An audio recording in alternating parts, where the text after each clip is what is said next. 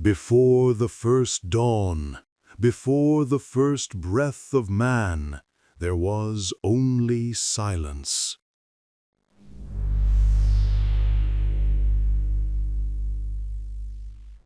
From the void, fire met ice, and the gods were born. But one rose above them all, a wanderer, a seeker, a god who gave everything for knowledge.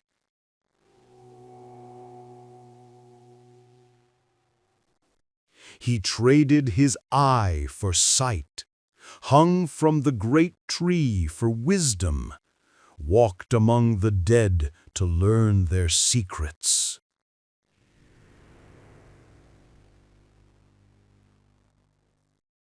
He was called many names, the own one God, the Wanderer, the Allfather.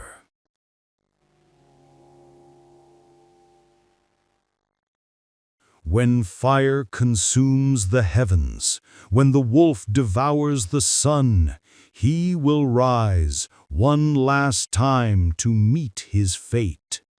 This is the story of Odin.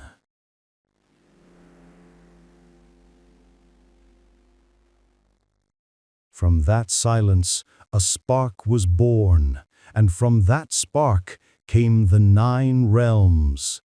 Welcome to Legends Podcast, where we explore the myths and legends that shaped human imagination.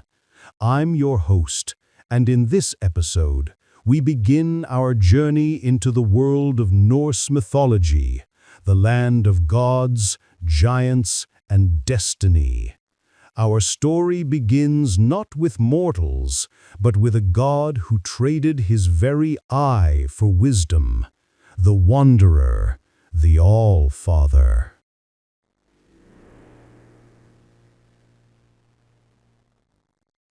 Part 1. The Birth of the Norse Cosmos.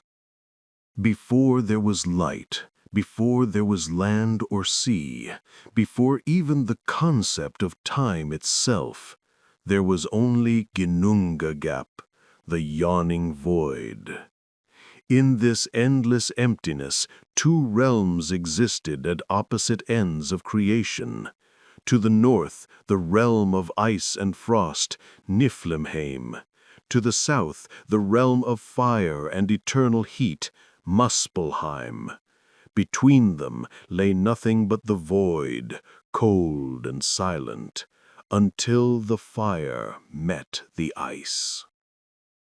When the blazing heat of Muspelheim reached across the emptiness and touched the frozen breath of Niflheim, the ice began to melt. From the drops that formed in the void, life was born, and the first being to emerge was Ymir, the primordial giant, the ancestor of all giants. Ymir was vast, his body stretched across the void like a mountain of flesh. As he slept, strange things began to happen. From the sweat of his underarm came a man and a woman, the first frost giants. And from his legs came yet another being, completing the race that would one day challenge the gods themselves. But Ymir was not alone. As the frost continued to melt, another form appeared, Audumla, the great cosmic cow. Her milk nourished Ymir, and from her endless udders flowed rivers of life-giving sustenance. She herself survived by licking the salty ice of Niflheim, and with each stroke of her tongue she uncovered something hidden within the frozen mass. On the first day, a single strand of hair appeared. On the second, a head began to form. And on the third, a full figure emerged from the ice. Buri, the first of the gods. Tall, radiant, and strong, Buri was the father of Bur, who would day marry Bestla, daughter of a frost giant. From their union 3 sons were born, Odin, Vili, and Ve. These three brothers were unlike any beings that came before them. They possessed power, will, and wisdom beyond measure, a spark of divine purpose. And it was they who would bring order to the chaos that reigned in Ginnungagap. The death of Ymir, the first blood of creation. One day, Odin and his brothers looked upon Ymir, the massive giant who had come to dominate the void. They saw in him the source of disorder, a being too powerful, too wild, too untamed. And so they conspired together to bring him down. In a cosmic battle that shook the foundations of the void, Odin and his brothers struck Ymir down. His blood flowed endlessly, drowning countless frost giants, the first flood in the Norse cosmos. Only one giant, Bergelmir, survived by escaping in a wooden box with his wife. From them, the future race of giants would descend. With Ymir's death, creation itself began to take shape. The brothers dragged his enormous body into the center of Ginnungagap and began to craft the world. From his flesh they formed the earth, from his blood the seas, from his bones the mountains, and from his teeth the rocks and cliffs. They lifted Ymir's skull and placed it high above as the sky, holding it up with four mighty dwarves, Nordri, Sudri, Austri, and Vestri, north, south, east, and west. Their brain they cast into the heavens, forming the drifting clouds that still move across the sky. Thus the world was born, a realm of both beauty and tragedy, of creation born through destruction. The first light and the 9 realms. But the brothers were not done. They looked around at their creation and saw that it was dark, endless twilight. So they captured sparks from Muspelheim, the fiery realm, and set them in the heavens as stars. From those sparks they created Suna, the goddess of the sun, and Mani, the god of the moon, to travel across the sky in chariots drawn by swift steeds. Now the world was filled with light and rhythm, day and night, dawn and dusk. Time itself began to move. And so the gods divided the cosmos into 9 realms, all connected by the vast cosmic tree, Yggdrasil. At its roots lay Helheim, the realm of the dead. Above, in its branches, glittered Asgard, home of the Aesir gods. And among the boughs and roots were other worlds, Midgard, the land of men, Jotunheim, the land of the giants, Vanaheim, Alfheim, Nidavellir, and others.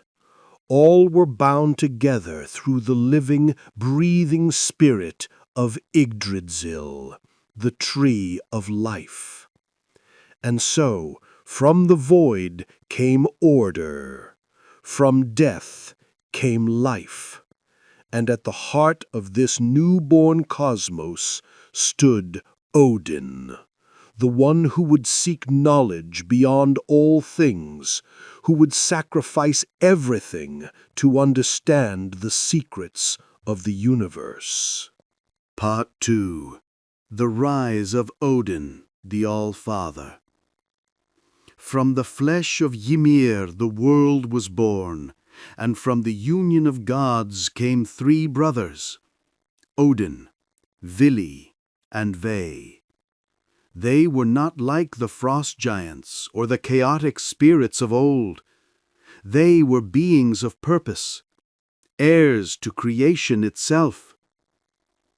The brothers looked upon their new world, raw, unshaped, untamed. They saw mountains rise from the bones of Ymir and oceans shimmer with the blood of giants. But there was still no life, no movement, only silence and the echo of creation. One day, as the brothers walked along the shores of a vast and silent sea, they found 2 fallen logs lying upon the sand, one of ash wood, the other of elm. The shapes were strange, almost human, and Odin, feeling the divine fire stir within him, spoke softly to his brothers. "They are hollow, like shells waiting for a soul. Vili, let us fill them. Ve, let us give them what we have, that they may live." And so they did. Odin breathed into them the breath of life. Vili gave them consciousness and will. They bestowed upon them form and beauty. When they opened their eyes, they became the first humans, Ask and Embla. From them would come all of humankind. And Odin, watching his creation take its first breath, felt something stir within him. Not pride, but responsibility. A purpose that would define his eternity. And so Odin and his brothers built a realm for these fragile beings, Midgard, the middle world, a sanctuary surrounded by great seas and walls forged from Ymir's eyebrows to protect humanity from the wild giants beyond. The journey for wisdom. But Odin was not content merely to create. He desired understanding, the kind that transcended even the gods. He wanted to know the why behind creation, the how of fate, and the what that lay beyond death itself. He began to wander the 9 realms, guided by ravens and omens. It was during these wanderings that Odin discovered a vast shimmering well at the roots of Yggdrasil, Mimir's well. It was said that whoever drank from its waters would gain knowledge of all things, the secrets of creation, destiny, and the end of all worlds. Standing before the well, Odin felt its power calling to him. But Mimir, the wise guardian of the well, appeared and warned him. "You seek wisdom, Odin of the Aesir, but wisdom is not free. It must be bought, and the price is steep." Odin hesitated for but a moment. Then, without a word, he plucked his own eye from its socket and cast it into the well. As it sank beneath the surface, visions flooded his mind. The birth of stars, the rise and fall of gods, the coming of Ragnarok, the end of all things. When he opened his remaining eye, he saw the world as it truly was, not just as it appeared. And from that moment on, Odin was no longer merely a god of creation. He became the Allfather, the seeker of wisdom, the wanderer between realms, the eyed god who would sacrifice anything for knowledge. The companions of the Allfather. Odin's hunger for understanding only grew. He surrounded himself with symbols and servants that mirrored his restless spirit. 2 ravens, Hugin and Munin, Thought and Memory, took flight each dawn to travel across the 9 realms, bringing news and whispers back to him by twilight. 2 wolves, Geri and Freki, followed him wherever he went, loyal and untamed. Every evening Odin would share his food with the wolves, for he himself needed none. His nourishment came not from meat or drink, but from mead and knowledge. The birth of Valhalla. As the world filled with men, so too did it fill with war. Odin, who had once breathed life into humanity, now saw them fighting, dying, and rising again in endless cycles. And so he created Valhalla, the Hall of the Slain. Within its shining golden walls, warriors who died bravely in battle would awaken once more to feast, drink, and fight each day, preparing for the final battle that would come at the end of time, Ragnarok. He sent forth his shield maidens, the Valkyries, to ride across the skies and choose the fallen who were worthy. They would descend upon battlefields with their gleaming armor, carrying the souls of the honored dead to the afterlife, their wings shimmering in the light of dying suns. Only the brave shall dine in Valhalla. The vision of the Allfather. Though he now ruled from Asgard, Odin never rested. He would often disguise himself as an old wanderer, cloaked and hooded, walking among mortals, to test their hearts and learn their truths. Through these journeys he understood that wisdom was not the end, it was the path itself. He saw in his visions the threads of fate woven by the Norns, 3 sisters who sat beneath Yggdrasil's roots. They spun the destinies of gods and men alike, their threads glowing with life and snapping in death. Even Odin, for all his power, could not escape their loom. He knew that one day even the gods would fall, and yet he prepared for it without fear. Thus was born the Allfather, the God who gave his eye for wisdom, who breathed life into man, who ruled the heavens, yet walked the earth as a wanderer, a paradox of might and humility, of knowledge and sacrifice. In the next part of our journey, we will follow Odin as he gathers the gods around him, Thor, Loki, Balder, and others, and builds the mighty realm of Asgard. The story of creation is over, but the age of gods has only just begun. Part 3. Odin, the Seeker of Runes. Even after sacrificing his eye for wisdom, Odin's hunger was not sated. He had seen glimpses of the great pattern, the web of fate that held gods and mortals alike. But he wanted more. He wanted to understand the language of creation itself, the secret that binds life and death, order and chaos, the secret written not in words, but in runes. They said the runes were older than the gods, older than the 9 realms themselves. They were the symbols that shaped reality, carved into the roots of Yggdrasil, hidden in the fabric of existence. Only one who had suffered beyond all measure could unlock their meaning. The Whisper of the Tree. One night, Odin wandered beneath the colossal branches of Yggdrasil, the Tree of Life. He stood at its roots and looked up at its endless crown, stretching beyond sight into heavens. The tree whispered to him, not in words, but in feelings, visions, echoes of truth. And he knew what he must do. To learn the runes, he had to die, not truly, but willingly. He had to offer himself to himself. He climbed to the highest branch of Yggdrasil, the air cold and sharp, lightning flickering across distant skies.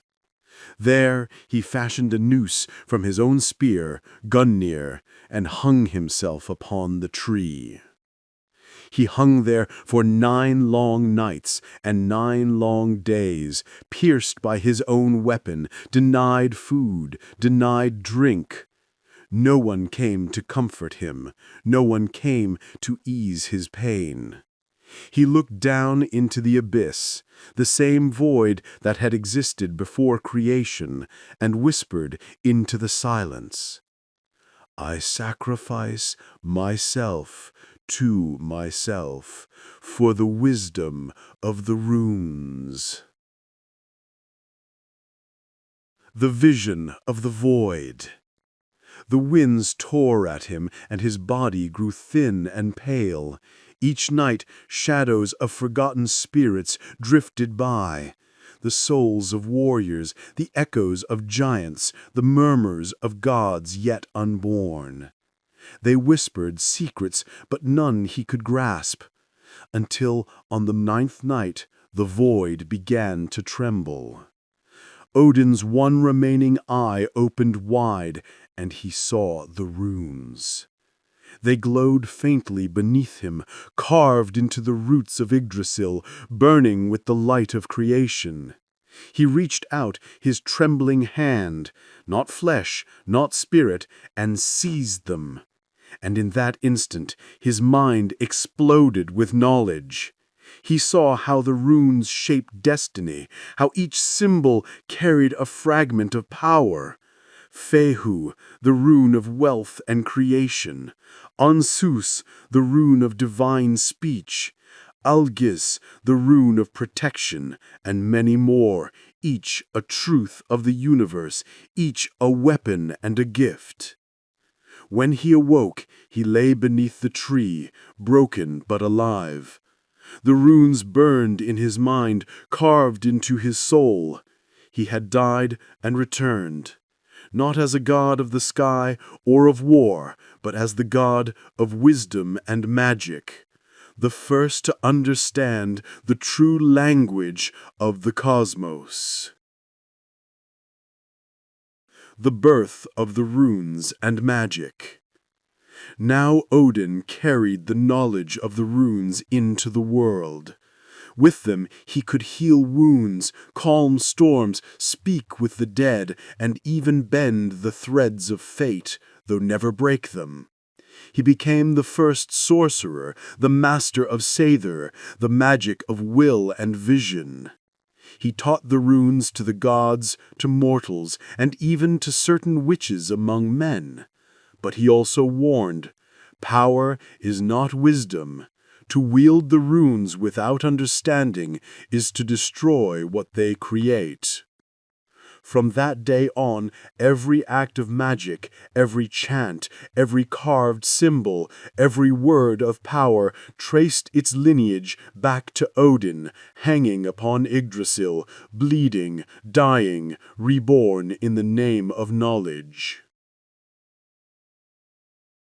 The lonely god. And yet, with all this wisdom, Odin was haunted. For in his visions he had seen not only the beauty of the cosmos, but its inevitable end. He had seen Ragnarok, the doom of gods, when the sky would burn and even Yggdrasil would tremble. He knew that his fate was sealed, that all his knowledge could only delay, never prevent the end. And so he became restless again, wandering through realms, speaking with the dead, seeking prophecies from the Norns and spirits of Helheim. Each answer he found led only to more questions. Each truth revealed a greater sorrow. He was no longer merely the Allfather. He was Odin, the Seeker, the god who would never rest because the truth he sought was infinite. He had given his eye for sight, his body for knowledge, and his peace for truth. In the next chapter, we follow Odin beyond the realms of the living, into Helheim itself, where even gods fear to tread. For the Allfather's quest is not yet over. Part 4. Odin's Descent into Helheim. Knowledge has a price, and Odin had paid it 1,000 times. He had traded his eye for sight, his blood for the runes, and his soul for the weight of truth. But one question still haunted him. What lies beyond death? Not for mortals, he already knew their fate, but for the gods themselves. He had seen it once in a vision, the twilight of the gods, Ragnarok. He saw fire and frost consuming the 9 realms. He saw himself fall beneath the jaws of the great wolf Fenrir. But visions are only shadows. Odin wanted certainty. The road to Helheim. So the Allfather made a choice that no god had dared before.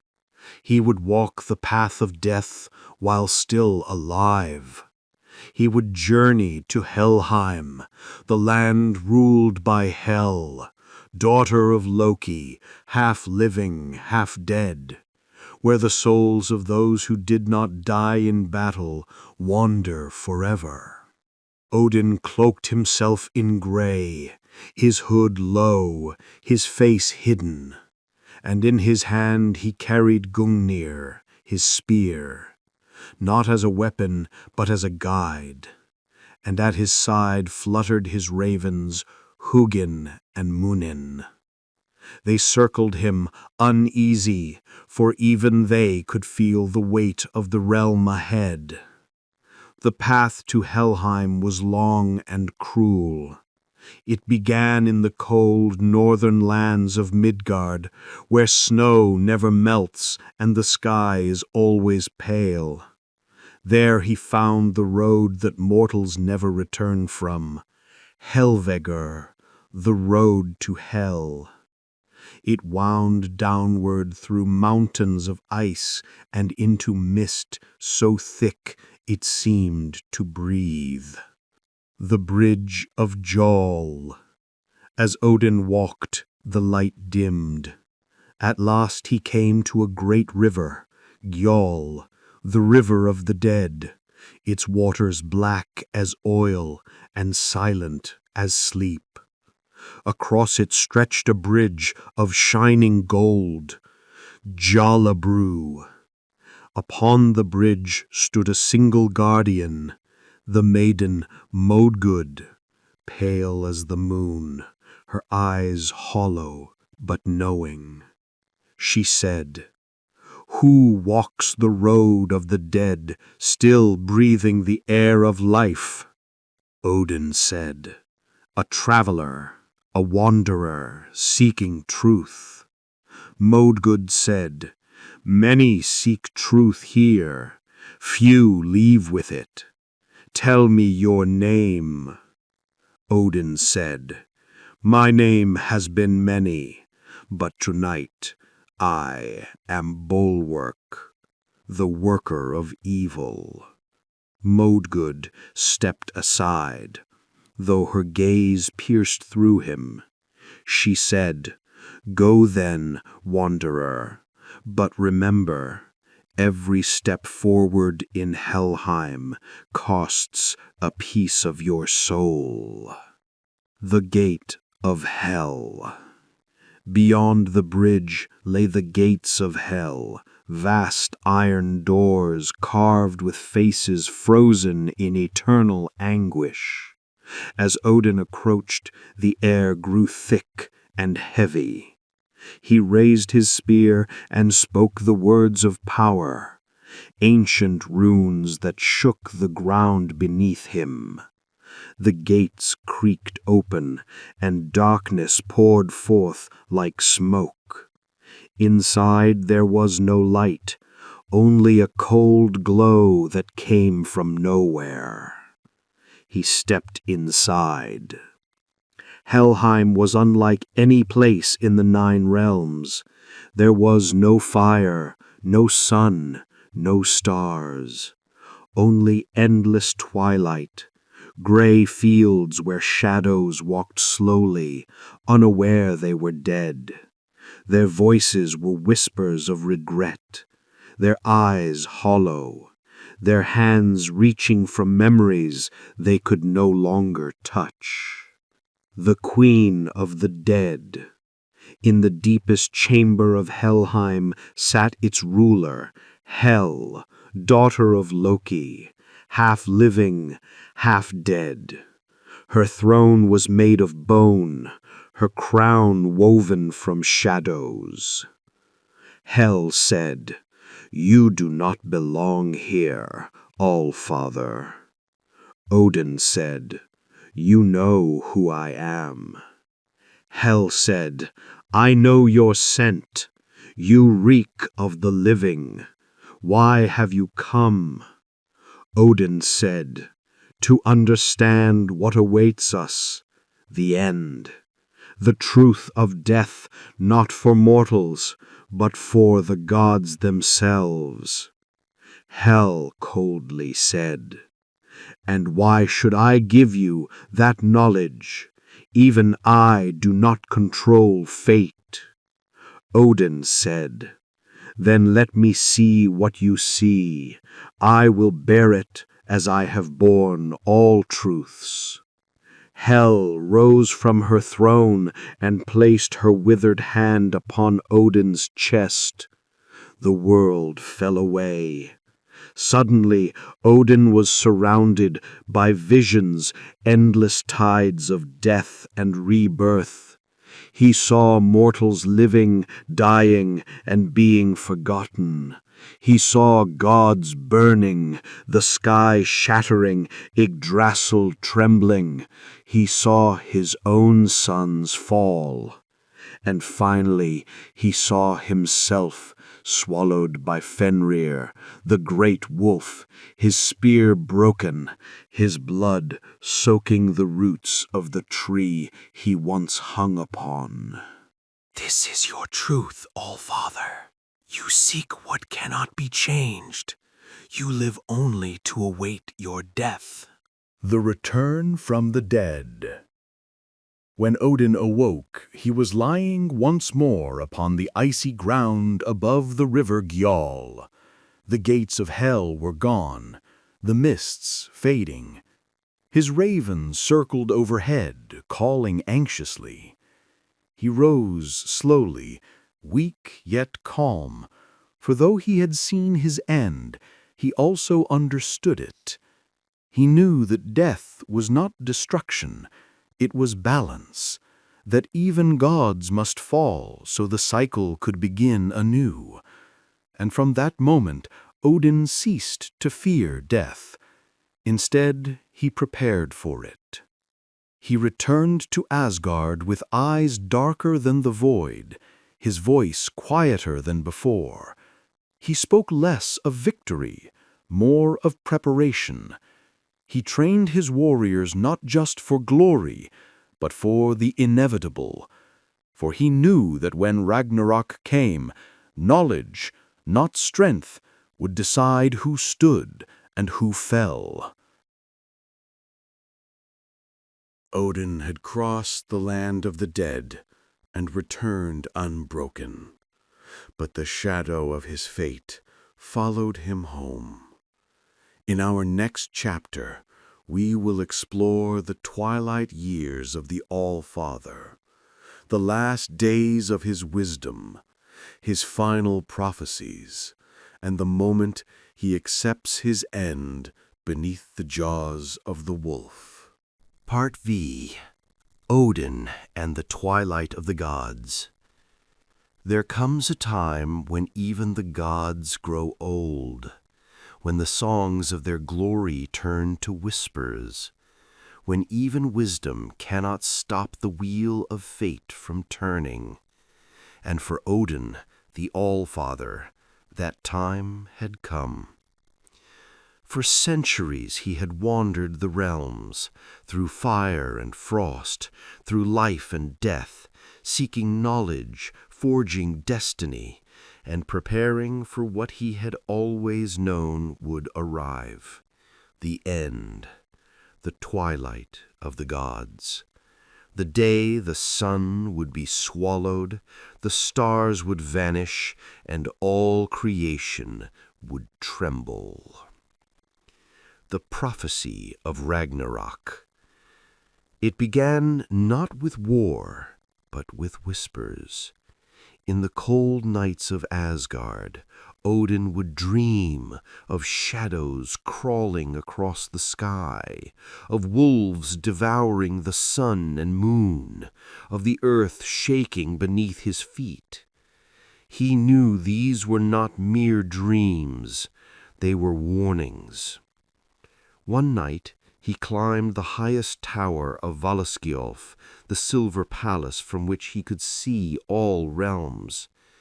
He gazed upon the cosmos and saw the threads of fate tightening, drawing closer. He saw the Norns, the weavers of destiny, their hands moving faster than ever before, their eyes solemn, and he knew the end was already written. So it begins. The song I have heard since the dawn of time.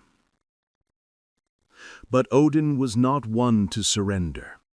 He gathered the gods, the Asir, in the great hall of Gladsheim, where golden pillars rose like spears into the heavens. They sat around him, their faces stern and silent. Thor, mighty and restless, Tyr, the one-handed, Frigg, the queen whose eyes hid sorrow deeper than the sea. My children, the end is coming, but it shall not be the end of us. We were not made to live forever. We were made to stand until the last breath of the world. The hall trembled with the echo of his words, and though fear flickered in the hearts of even the greatest gods, they felt his calm, the calm of one who had seen the storm and chosen to walk into it. The gathering of fate. Odin prepared the hosts of Valhalla. Every day he had trained them, the souls of warriors, the Einherjar, to fight and fall and rise again. Now their time had come.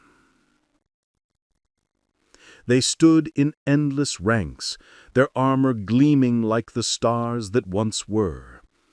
Above them the Valkyries circled, their wings flashing silver. At their head stood Odin, one-eyed, gray-cloaked, his spear Gungnir blazing with runes that burned like lightning. We do not fight to live.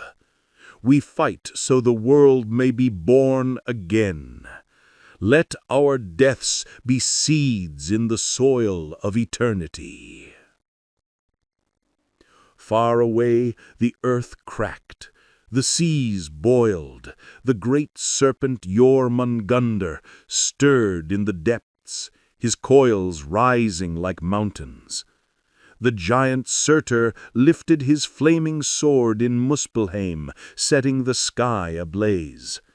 And the monstrous wolf Fenrir, the doom of Odin himself, broke his chains at last. The last vision. The night before the battle, Odin walked alone. He left his armor, his crown, his throne. Only his cloak remained, the same gray cloak of the Wanderer. He walked through the silent halls of Asgard, past the empty chambers, past the fading light of the stars. And finally he reached the roots of Yggdrasil, the great tree that had once cradled his sacrifice. He placed his hand upon the bark. The tree shuddered beneath his touch, alive with memories, and in its whispers he heard every moment of his existence, the day he created man, the night he hung upon its branches, the moment he saw death itself. I have learned all I can. Now I must live what I have learned. He closed his eye, and for a moment he saw the future, not as despair, but as renewal. He saw a new sun rising after the fire, green earth sprouting from the ashes. He smiled. So even gods can die, and yet life endures. Ragnarok. The sky split open. The fire of Muspelheim poured into the heavens, consuming the clouds. The Bifrost Bridge shattered as Surtur's legions stormed across it, flames turning the rainbow to ash. The giants of Jotunheim marched against the Aesir. The sea boiled as Jormungandr rose, spewing venom into the sky. Odin mounted his 8-legged steed, Sleipnir, whose hooves struck sparks from the burning air. Around him his warriors shouted their final oaths. For Asgard! For the world that was, and the world yet to come! Then the armies clashed. Steel met flame, thunder met venom. The ground itself screamed as gods and monsters fell. Odin rode through the chaos, his cloak torn by fire, his voice carrying above the storm. The great wolf came, black as the void, eyes burning with hunger for the end of all things. Odin charged to meet him, knowing this was the destiny he had seen in Hel's vision. He struck with Gungnir once, twice, but the wolf was endless. Fenrir's jaws opened wide, swallowing the sky, the sun, and Odin himself. And then silence turned to breath. From the ashes of the old world, a new one rose. The seas calmed, the earth grew green again. New gods walked beneath a younger sky. The memory of Odin lived only in the whisper of the wind, in the wisdom of ravens, in the symbols of the runes carved upon stone. His sons would carry on, but not as conquerors. They would build, plant, remember. And so Odin's death was not an ending. It was a beginning. The Allfather gave his eye for knowledge, his life for wisdom, and his soul for the world. He was never a god of victory. He was a god of meaning. And though his body fell to the jaws of Fenrir, his spirit remained woven into the fabric of creation. For as long as the wind blows, as long as ravens fly, as long as men carve runes into wood and stone, the name of Odin shall live. And thus ends the tale of Odin, the Allfather, a god who was never satisfied with power, only with truth, who gave everything not to rule the world, but to understand it. Thank you for joining me on this journey through the myths of the North, from the birth of creation to the twilight of the gods. This has been Legends Podcast. Wherever you are in the world, may the wisdom of the old gods guide your path.